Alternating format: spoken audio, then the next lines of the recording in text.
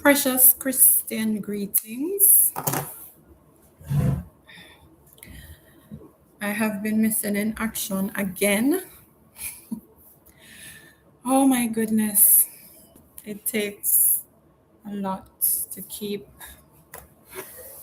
at this YouTubing. But let's go. Today we're in Matthew 27 and I'm reading the New King James Version. When morning came, all the chief priests and elders of the people plotted against Jesus to put him to death. And when they had bound him, they led him away and delivered him to Pontius Pilate, the governor. Then Judas, his betrayer, seeing that he had been condemned, was remorseful and brought back the 30 pieces of silver to the chief priests and elders, saying, I have sinned by betraying innocent blood. And they said to him, What is that to us? You see to it. Then he threw down the pieces of silver in the temple and departed, and went and hanged himself. But the chief priests took the silver pieces and said, It is not lawful to put them into the treasury, because they are the price of blood. And they consulted together, and brought with them the potter's field, and bought with them the potter's field to bury strangers in. Therefore that field has been called the field of blood to this day. Then was fulfilled what was spoken by Jeremiah the prophet, saying, And they took the 30 pieces of silver, the value of him who was priced, whom they of the children of Israel priced, and gave them for the potter's field as the Lord directed me. Now Jesus stood before the governor, and the governor asked him, saying, Are you the king of the Jews? He said to him, It is as you say. And while he was being accused by the chief priests and elders, he answered nothing. Then Pilate said to him, Do you not hear how many things they testify against you?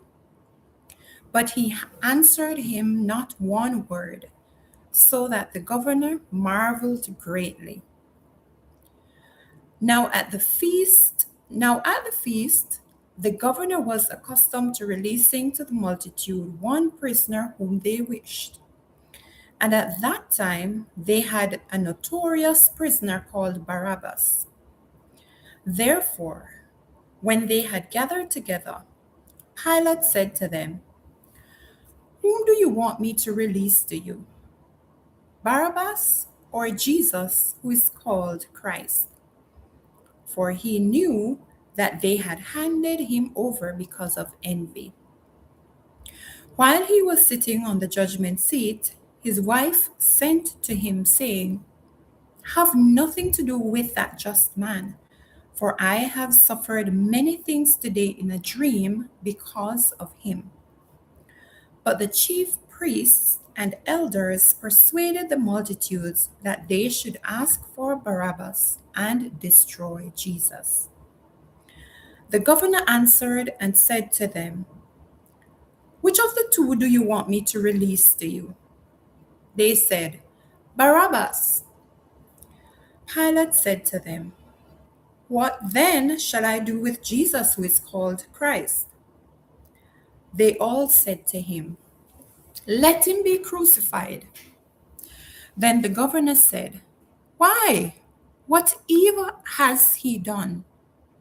But they cried out all the more, saying, Let him be crucified. When Pilate saw that he could not prevail at all, but rather that a tumult was rising, he took water and washed his hands before the multitude, saying, I am innocent of the blood of this just person. You see to it. And all the people answered and said, His blood be on us and on our children. Then he released Barabbas to them, and when he had scourged Jesus, he delivered him to be crucified. Then the soldiers of the governor took Jesus into the praetorium and gathered the whole garrison around him. And they stripped him and put a scarlet robe on him. When they had twisted a crown of thorns, they put it on his head and a reed in his right hand. And they bowed the knee before him and mocked him, saying, Hail, King of the Jews! Then they spat on him and took the reed and struck him on his head. And when they had mocked him, they took the robe off him, put his own clothes on him, and led him away to be crucified. Now, as they came out, they found a man of Cyrene, Simon by name. Him they compelled to bear his cross. And when they had come to a place called Golgotha, that is to say, place of a skull, they gave him sour wine mingled with gall to drink. But when he had tasted it, he would not drink. Then they crucified him and divided his garments, casting lots that it might be fulfilled which was spoken by the prophet. They divided my garments among them, and for my clothing they cast lots. Sitting down, they kept watch over him there, and they put up over his head the accusation written against him. This is Jesus, the King of the Jews. Then two robbers were crucified with him, one on the right hand and another on the left. And those who passed by blasphemed him, wagging their heads and saying, You who destroy the temple and build it in 3 days, save yourself. If you are the Son of God, come down from the cross. Likewise, the chief priests, also mocking with the scribes and elders, said, He saved others. Himself he cannot save.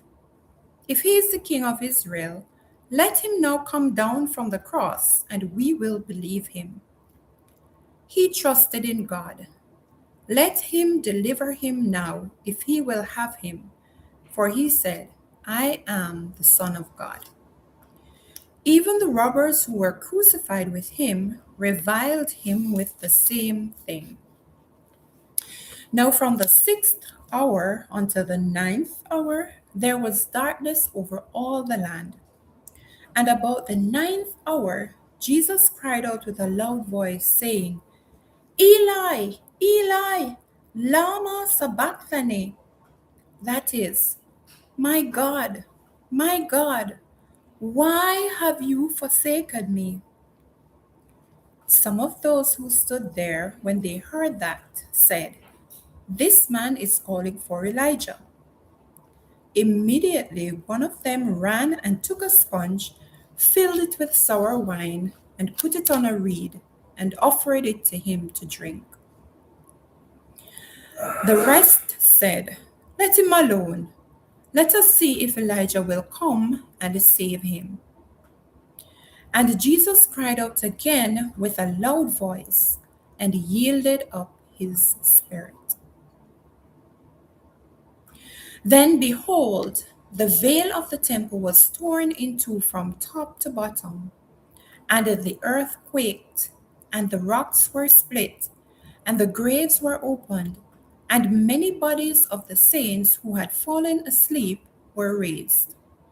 And coming out of the graves after his resurrection, they went into the holy city and appeared to many. So when the centurion and those with him who were guarding Jesus saw the earthquake and the things that had happened, they feared greatly, saying, Truly, this was the Son of God. And many women who followed Jesus from Galilee ministered to him, ministering to him, were there looking on from afar, among whom were Mary Magdalene, Mary the mother of James, and Joseph, and the mother of Zebedee's sons. Now, when evening had come, there came a rich man from Arimathea named Joseph, who himself had also become a disciple of Jesus. This man went to Pilate and asked for the body of Jesus.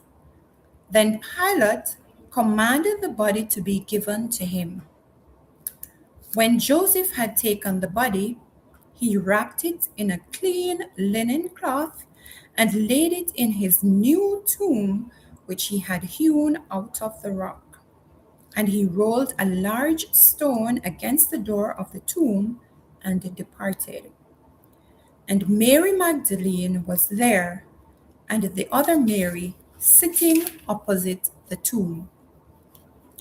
On the next day, which followed the day of preparation, the chief priests and Pharisees gathered together to Pilate, saying, Sir, we remember while he was still alive how that deceiver said, After 3 days I will rise.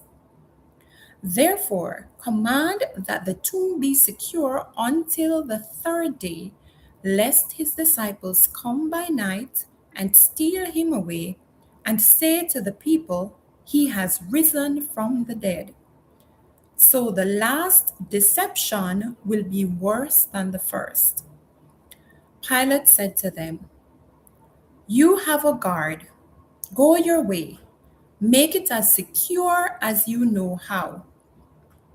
So they went and made the tomb secure, sealing the stone and setting the guard. This is Matthew 27, the New King James Version.